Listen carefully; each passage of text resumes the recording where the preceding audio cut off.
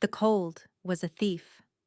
It stole the feeling from her fingers first, then her toes. It crept up her legs, a numbing poison, until her very bones ached with a chill that soap and hot water could never truly scrub away.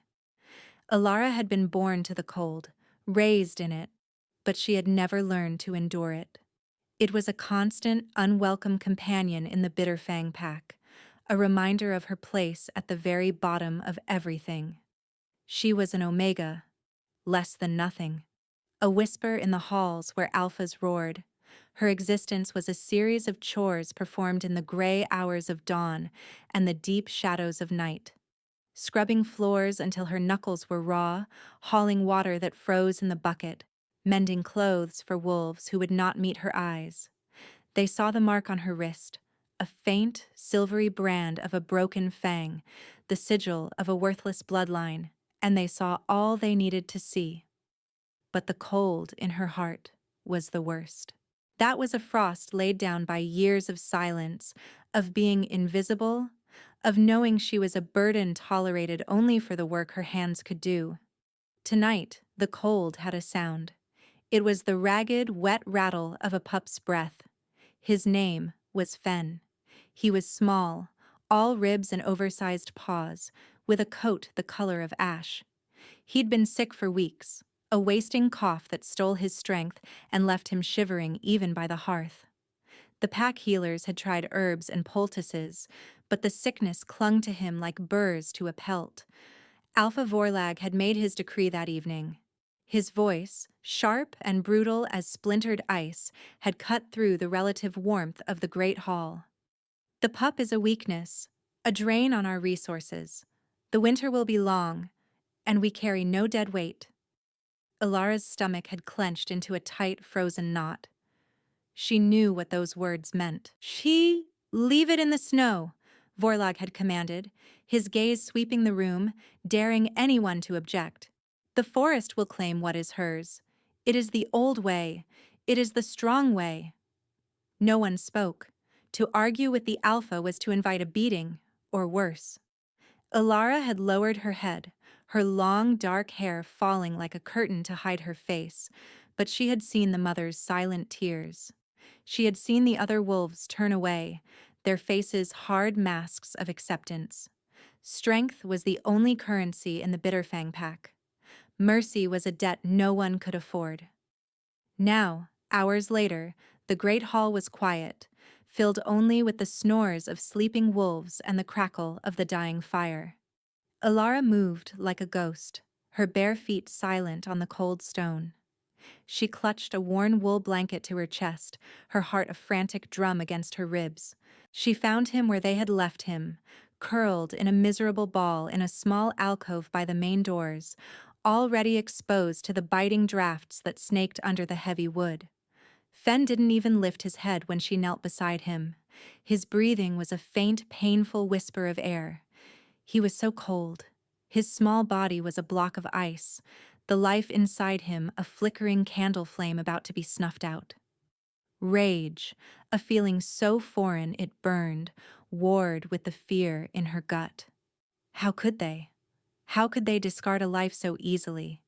She couldn't leave him here. She couldn't. It was a truth that settled in her soul with the weight of a mountain. If she did nothing, a piece of her would die with him. The last flickering ember of warmth inside her would go out forever. Her hands trembled as she wrapped the small, shivering body in the blanket. He gave a weak, pathetic whine, a sound that broke her heart. Carefully, she lifted him. He weighed almost nothing. She knew what she was doing. This was not just defiance. This was exile. This was death. If Vorlag caught her, he would tear her apart. There was only one direction to run: north. Legends spoke of the lands to the north, a vast, silent kingdom of snow and shadow ruled by an ancient king.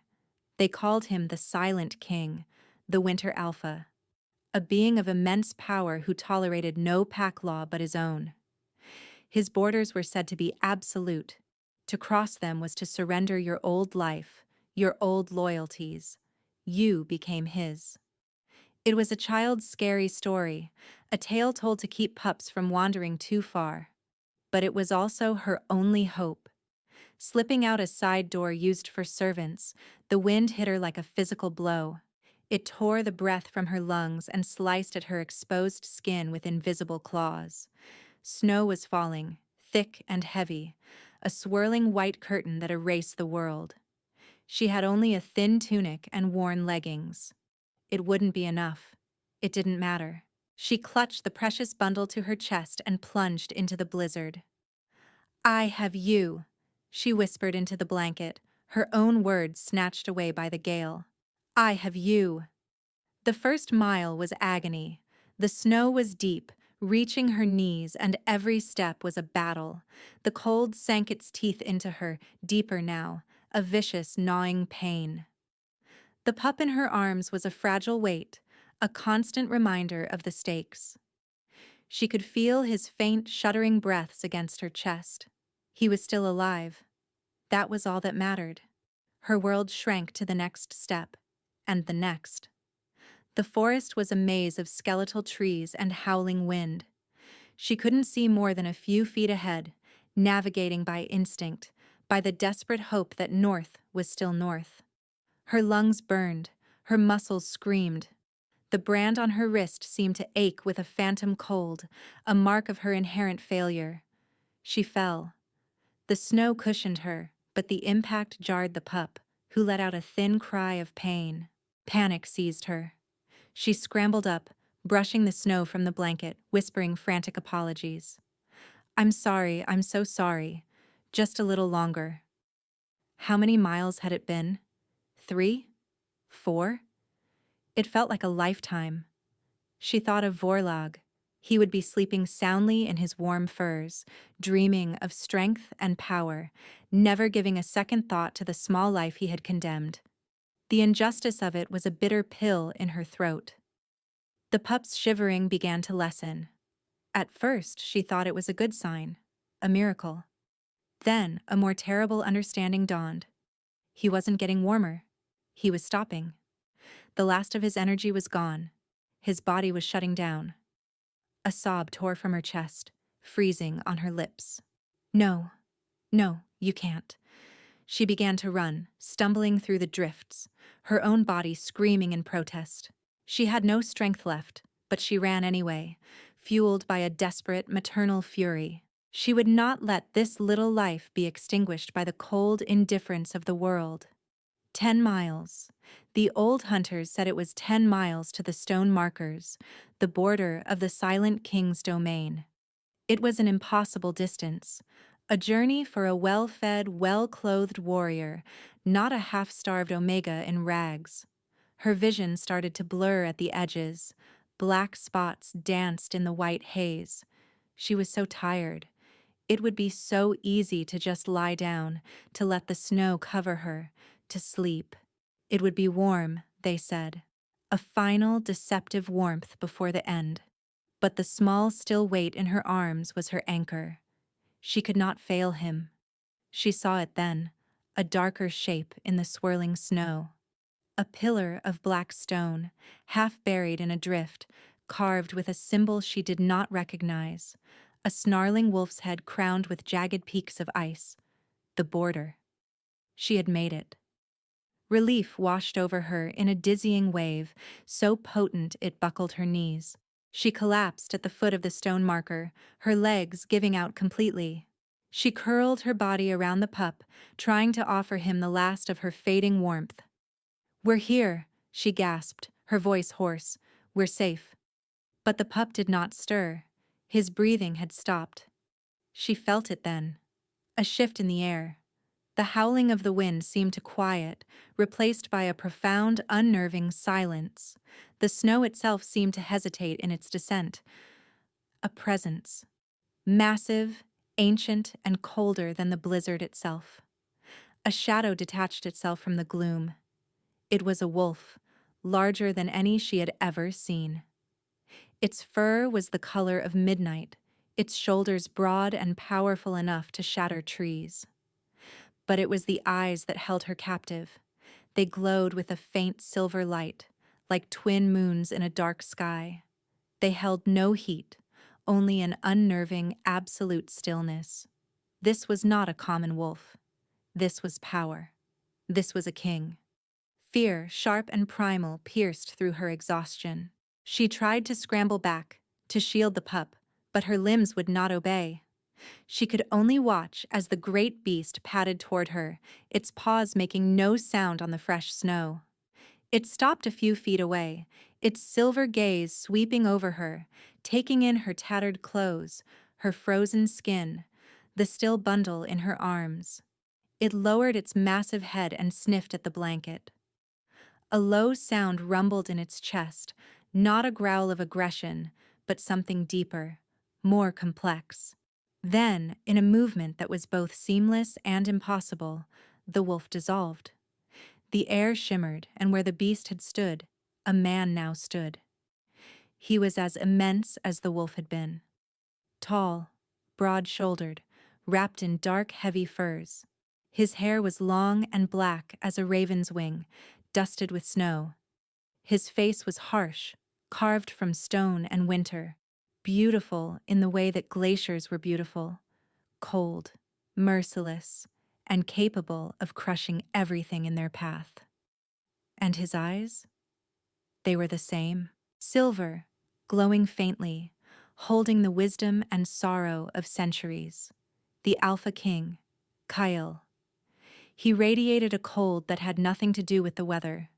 It was an intrinsic part of him, a chill that emanated from his very soul. It was a cold that drank the heat from the air. Alara trembled, unable to look away. This was the man from the stories, the monster who ruled the winter. She had run from one monster only to land at the feet of another. His gaze dropped from her face to the bundle in her arms. He took a step closer, kneeling in the snow before her. His movements were fluid, deliberate. He reached out a hand, his fingers long and pale. She flinched, but he didn't touch her. He gently pulled back a corner of the blanket, revealing Fenn's still ashen face. The king's expression didn't change, but something shifted in those silver eyes. A flicker of something. It wasn't pity. It was something colder, older. Recognition, perhaps. He looked back at her, his eyes pinning her in place. His voice, when he finally spoke, was not the roar she expected. It was deep, quiet, and resonant, like the cracking of ice over a bottomless lake. "You carried him this far." It wasn't a question. It was a statement of fact. She could only nod, a tiny, jerky movement. He studied her for a long moment, his gaze so intense she felt as if he were seeing past her skin, past her bones, and into the battered, frightened core of her. He saw the mark on her wrist, and his eyes narrowed almost imperceptibly. Then he reached out again. This time, he didn't hesitate.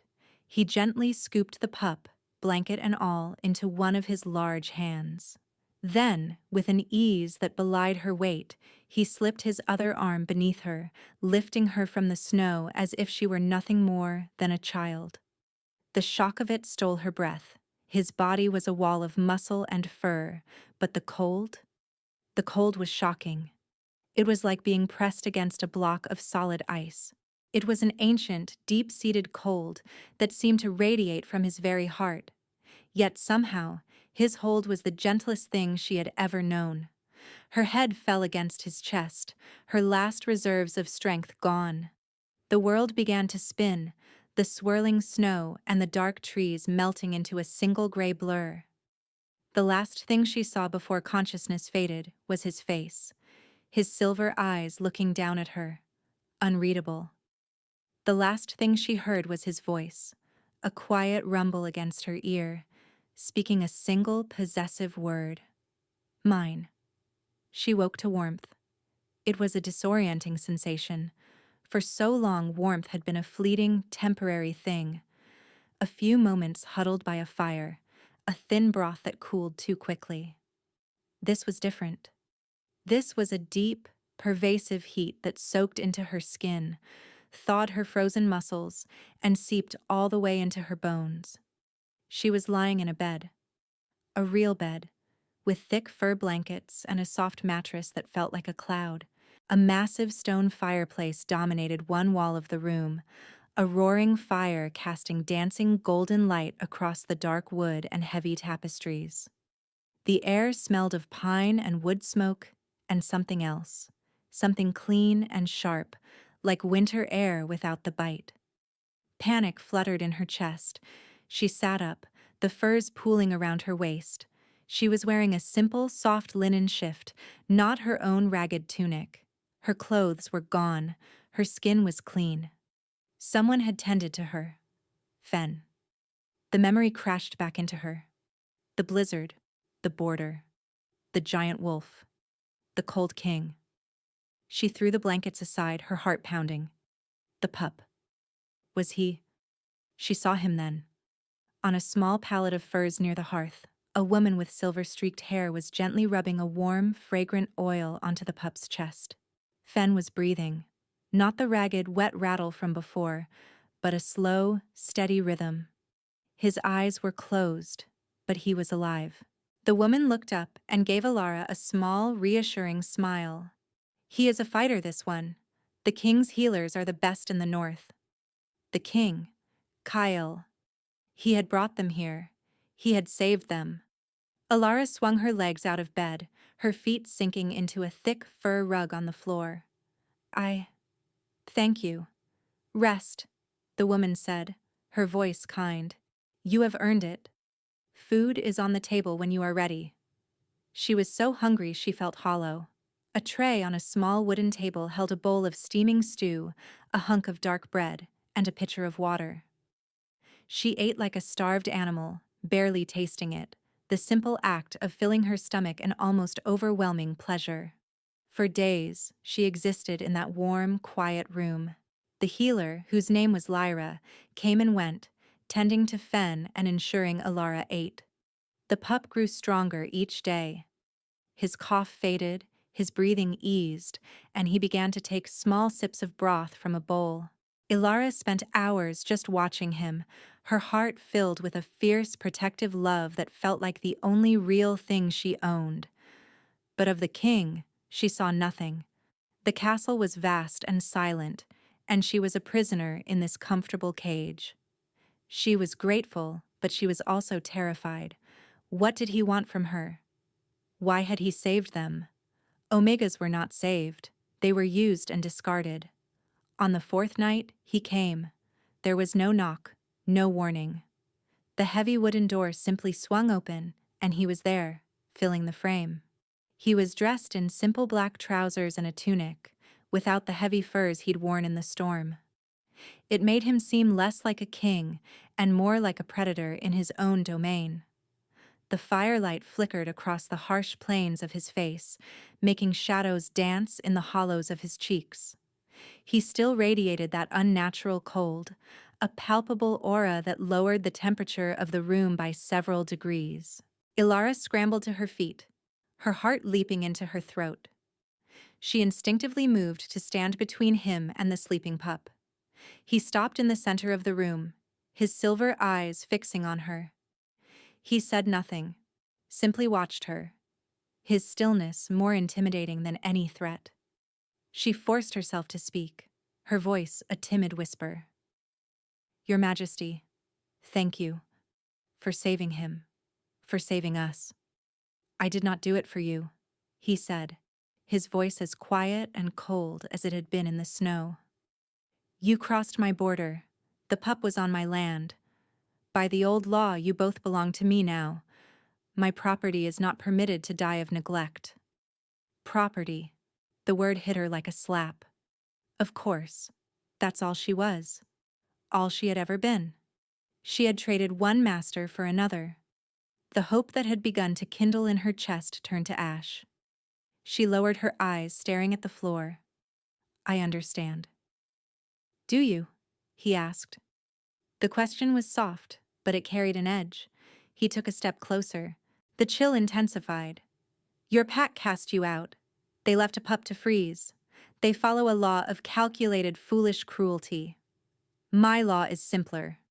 What is mine, I protect. What is mine, I keep. He was so close now she could feel the cold seeping into her skin. She had to fight the urge to shiver. She forced herself to look up at him. What? What will you do with us? His gaze was unblinking. The pup will be raised with the others here. He will be given a chance to be strong. You will remain here. You will be fed. You will be clothed. You will be warm. He said the last word as if it were a foreign concept. In return, you will be silent and obedient. You will not cause trouble in my castle. It was an arrangement, a contract. She was a stray he had taken in, a piece of salvage from a storm. Do not mistake my protection for affection, he said, his voice dropping even lower, becoming almost a whisper. I feel none. The words were a blade, expertly slid between her ribs. She didn't know why they hurt so much. What had she expected? Tenderness? Kindness? This was the Silent King, the Winter Alpha. He was a creature of ice and power.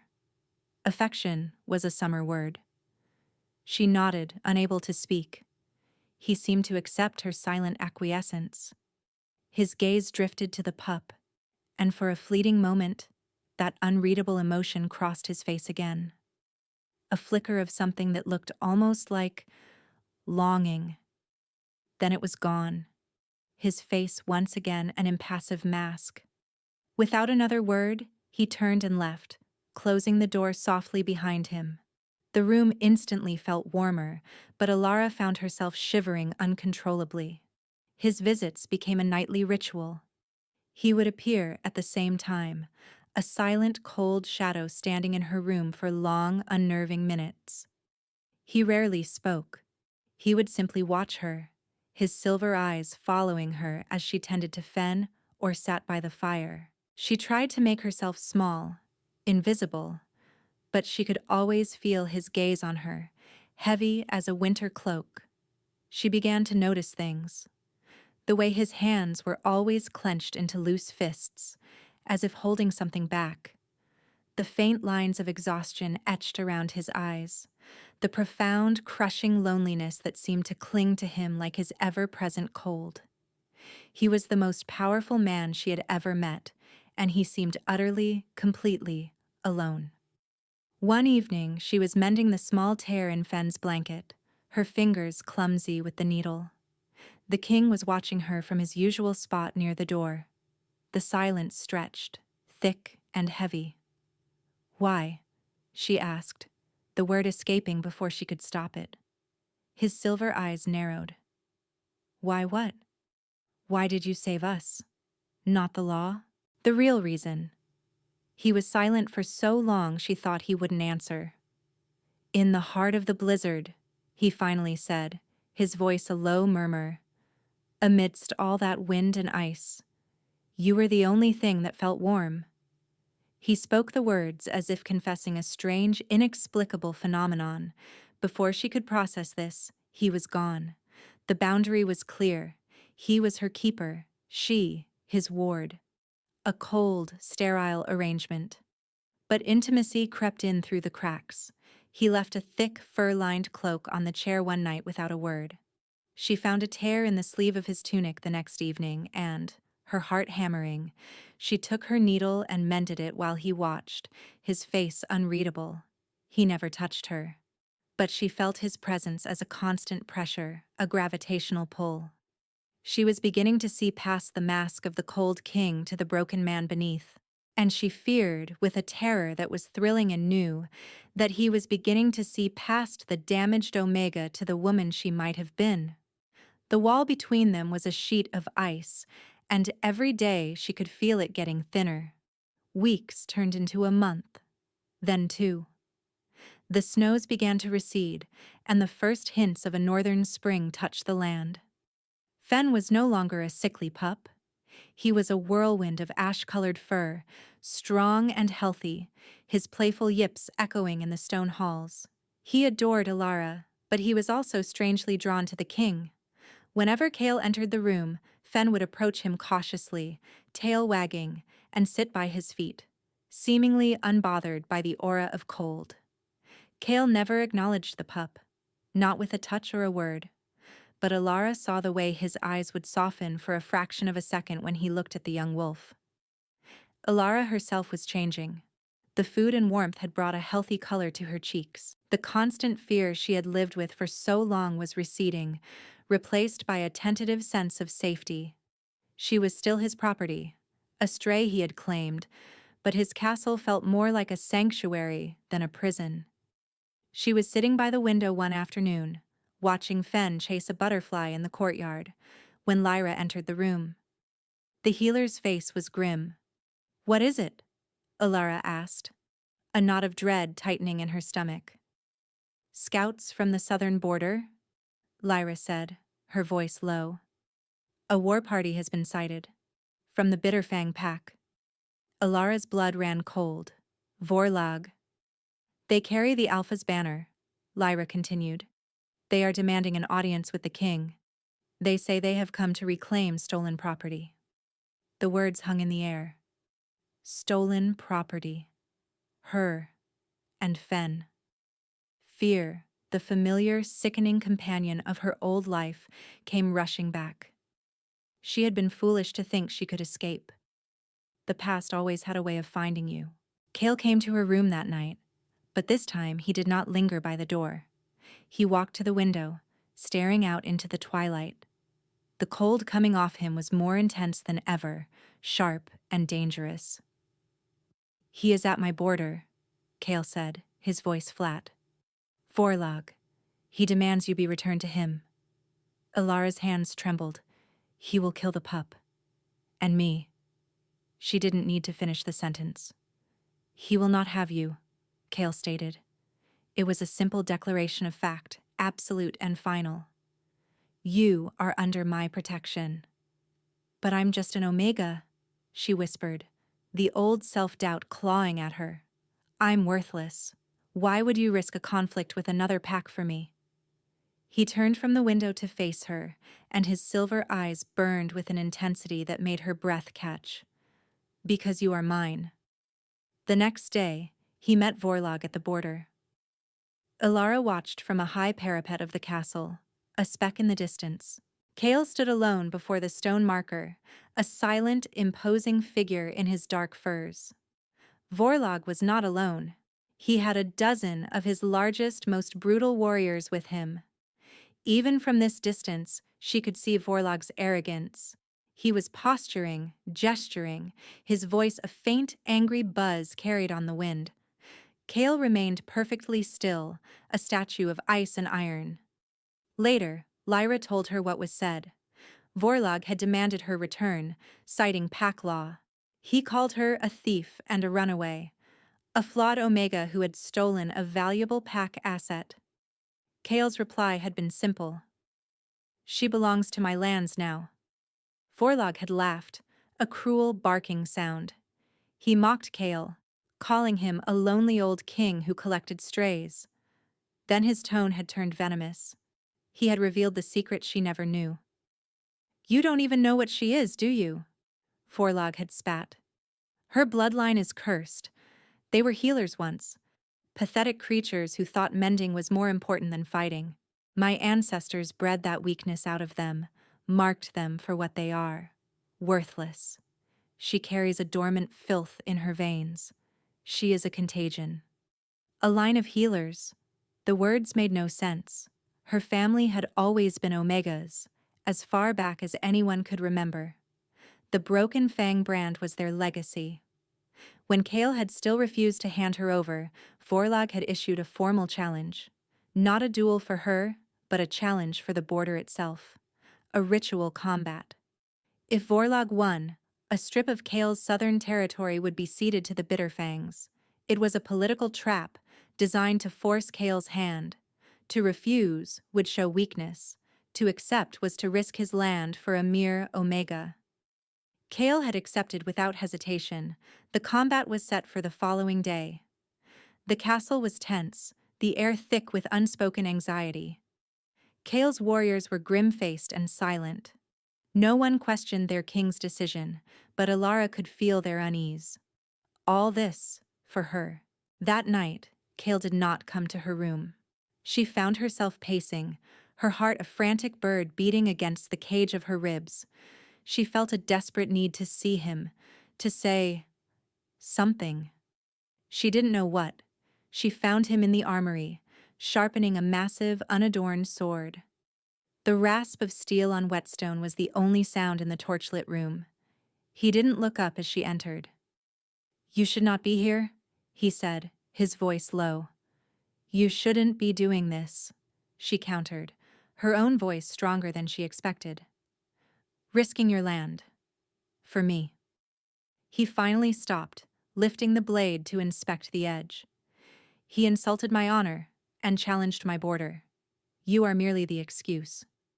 She knew he was lying, or at least, not telling the entire truth. "He will not fight fair." "I am aware," Kyle said, his voice devoid of emotion. He placed the sword on a rack and turned to face her. The faint light caught the silver in his eyes. "Go back to your room, Ilara." It was the first time he had ever used her name. The sound of it on his lips, spoken in that deep, cold voice, sent a shiver through her that had nothing to do with fear. "Please," she whispered. "Be careful." For a moment, just a moment, his mask cracked. He took a half step toward her, his hand lifting slightly as if to reach for her. Then he stopped, his hand falling back to his side. The mask was back in place. "I do not need your concern," he said, his voice colder than ever. He brushed past her and left the armory, leaving her alone with the smell of steel and the echo of her name. The fight took place on a frozen plain just south of the border. It was a brutal, savage affair. Both men shifted, their wolf forms massive and terrifying. Vorlog was a whirlwind of gray fur and snapping teeth. Younger, faster, fueled by a rabid fury. Kale was a creature of shadow and power, slower, more deliberate, each movement calculated, each strike devastating. Ilara watched again from the castle wall, her hands clenched so tightly her knuckles were white. Lyra stood beside her, her face a stoic mask. They tore at each other, their snarls and roars echoing across the tundra. Blood stained the snow, crimson on white. Vorlog was relentless, but Kale's ancient strength was overwhelming. He absorbed blows that would have crippled any other wolf, his dark form an immovable object against Vorlog's frantic assault. The end came swiftly. Kale saw an opening, a moment of overextension from Vorlog. He lunged, his powerful jaws closing around the gray wolf's throat. It was over. But as Kale stood over his defeated opponent, something was wrong. He stumbled, shaking his massive head. He shifted back to his human form, his body slick with sweat and blood. He swayed on his feet, a hand pressed to his side. That's when she saw it. A deep gash in his side, oozing a dark, sluggish blood, and sticking out of the wound was the hilt of a dagger. The blade had broken off inside him. Vorlog, in his final moments, had cheated. Ilara remembered her own warning. He will not fight fair. Kale pulled the hilt free and tossed it aside. He stood tall, looking toward his warriors, a king to the very end. Then his legs buckled and he collapsed onto the snow. A wave of pure, cold terror washed over Ilara. The world seemed to tilt on its axis. She didn't remember running, but suddenly she was flying down the castle stairs, pushing past guards, her only thought to get to him. By the time she reached the plain, his warriors had formed a protective circle around him. They were trying to lift him, but they recoiled, their hands smoking as if burned. "The cold!" one of them yelled. "It's freezing him!" They brought him back to the castle on a makeshift stretcher, unable to touch his skin directly. They laid him on his great stone bed. The room, which had always been chilly, became arctic. Frost began to creep across the floor from the bed, delicate, deadly ferns of ice. Kale's skin was pale as marble, his lips blue. The wound in his side was crusted with black ice. His breathing was shallow, each exhale a cloud of white mist. The unnatural cold that lived inside him, his ancient curse, had been agitated by the wound. Vorlog's blade must have been poisoned. Silver, she realized with a sickening lurch, a forbidden weapon. The silver and the poison were reacting with his curse, turning him to ice from the inside out. The healers tried to help, but it was impossible. The moment they touched him, the cold latched on, burning their skin, freezing their hands solid. They were forced back, helpless. "There is nothing we can do," Lyra said, her voice heavy with despair. "The curse is consuming him." Alara pushed through the crowd of grim-faced warriors. She stood at the foot of the bed, watching the man who had saved her dying. This was her fault. He had fought for her, and it had cost him his life. The pain in her chest was a physical thing, a great tearing agony. "No," she whispered. She walked to his side, ignoring Lyra's warning cry. The cold hit her like a physical wall. It was excruciating, 1,000 needles of ice stabbing into her skin. It stole her breath and made her teeth ache, but she didn't stop. She reached the bed. Kale's eyes were closed, his face a frozen mask of pain. The frost was creeping up his neck now, tracing the cords of his muscles. "Get back, my lady," a guard urged. "It will kill you too." She ignored him. This man, this cold, lonely, silent king, had shown her the first kindness she had ever known. He had protected her. He had called her his. He had seen warmth in her when she saw only worthlessness in herself. She couldn't let him die. The words of Vorlog echoed in her mind. Her bloodline is cursed. They were healers once. She didn't know what it meant. She had no power. She was nothing. But she had to try. She placed her hands on his chest. The cold was absolute. It was like plunging her arms into a frozen star. The pain was blinding, a white-hot agony that screamed up her arms and into her core. Her vision blackened. She felt her own life force being leached away, drawn into the vortex of his chill. He was going to die, and she was going to die with him. A part of her accepted it. It was a fair price. A voice in her head, small and weak, whispered, "Then you have chosen death." But another voice, one she had never heard before, rose up from the depths of her soul, roaring with a strength she didn't know she possessed. "No, I have chosen him." And in that moment of absolute selfless choice, something broke inside her. It was not a sound, but a feeling. A shattering of ancient ice, the breaking of a dam that had held back a river for generations. A warmth bloomed in her chest. It was not the gentle heat of a fire, but the searing, white-hot energy of a forge. It surged down her arms, into her hands, a torrent of pure life. Light erupted from her palms. It was a brilliant golden radiance that filled the room, pushing back the shadows, pushing back the cold. The frost on Kale's skin hissed and evaporated. The ice in his wound melted away. The guards and healers shielded their eyes, stumbling back from the sheer intensity of the light. The cold fought back. It was an ancient, sentient thing, a parasite of despair that had lived in Kale's bloodline for centuries. It recoiled from her light, then surged, trying to extinguish it. The pain intensified, becoming almost unbearable. She felt as if she were being torn in two. But her power, her heritage, awakened after a long and bitter sleep, would not be denied. It was a power born not of anger or aggression, but of love. A desperate, fierce, protective love for the dying king beneath her hands. She poured all of herself into him. All her pain, all her hope, all her grief, all her love. She gave him the warmth she had so desperately craved her entire life. With a final silent scream of defiance, the ancient cold shattered. The light from her hands pulsed, a wave of pure, healing energy that washed over him, closing the wound, burning away the last traces of silver and poison and chasing the last vestiges of the curse from his soul. Then, as quickly as it had come, the light faded. Exhaustion, profound and absolute, crashed over her. The room swam, her legs gave out, and she collapsed across his chest, her strength completely gone. The last thing she felt before darkness took her was the steady, rhythmic beat of his heart. Warm. For the first time, it was warm. He woke to a foreign sensation. For centuries, his first waking thought had been of the cold.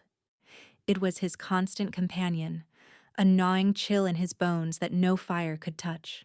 It was the price of his power, the legacy of a curse laid upon his ancestor, a heart that could not know love without freezing solid. But now, there was only warmth, a gentle, life-giving heat that seemed to emanate from the very center of his being. He opened his eyes. The first thing he saw was a curtain of dark hair spread across his chest. Ilara. She was lying on top of him, still and pale, her breathing soft and even. He could feel the residual warmth radiating from her skin. The memories returned in a flood. The fight, the poisoned blade, the agonizing cold consuming him. And then, a light. A blinding, beautiful golden light. Her light. They were healers once. Vorlag's words now made a terrible, wonderful sense. Her power hadn't been bred out. It had been suppressed, sealed away, waiting for a moment of absolute emotional extremity to break free. She had saved him. She had not only healed his body, she had shattered the curse that had plagued his family for 1,000 years. She had done the impossible. He gently brushed the hair from her face. She looked so fragile, so exhausted. He could feel the echo of the power she had unleashed, a humming in his own blood. He pulled the furs up around her, his movements careful so as not to wake her. His warriors and healers were standing by the door, their faces a mixture of awe and disbelief. "You," he whispered. The word meant only for the sleeping woman in his arms.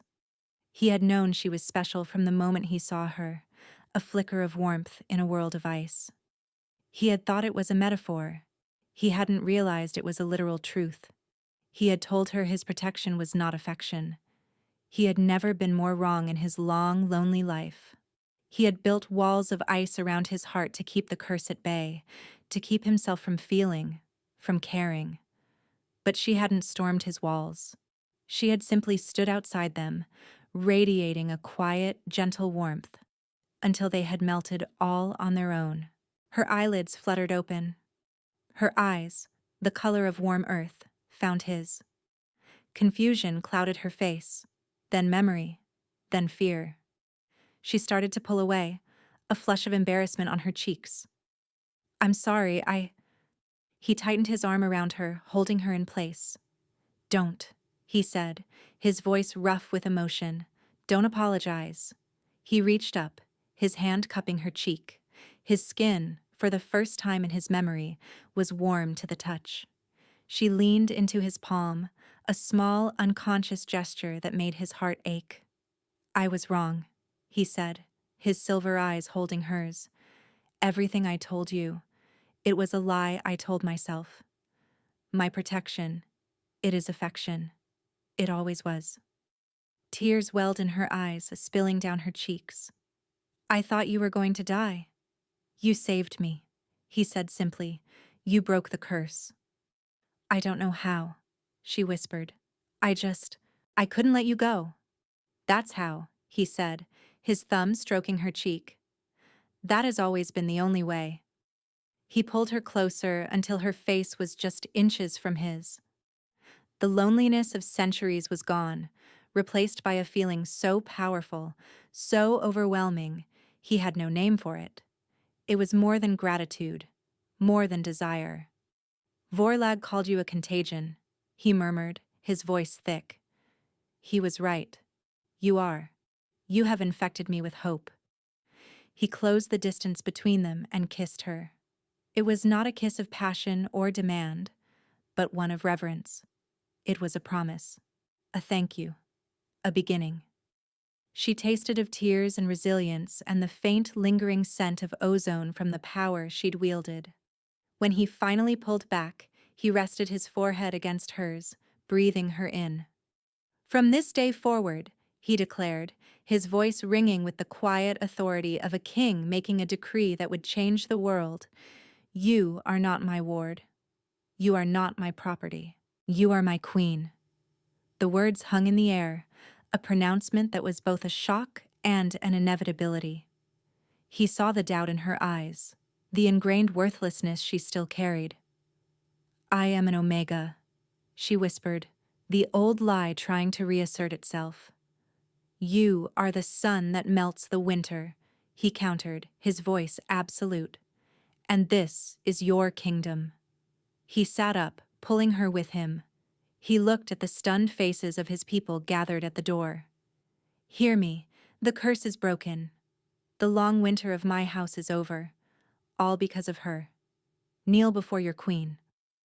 One by one, the hardened warriors, the wise healers, the loyal guards, dropped to one knee, not out of obedience to his command, but out of genuine awe for the small, dark-haired woman who had saved their king.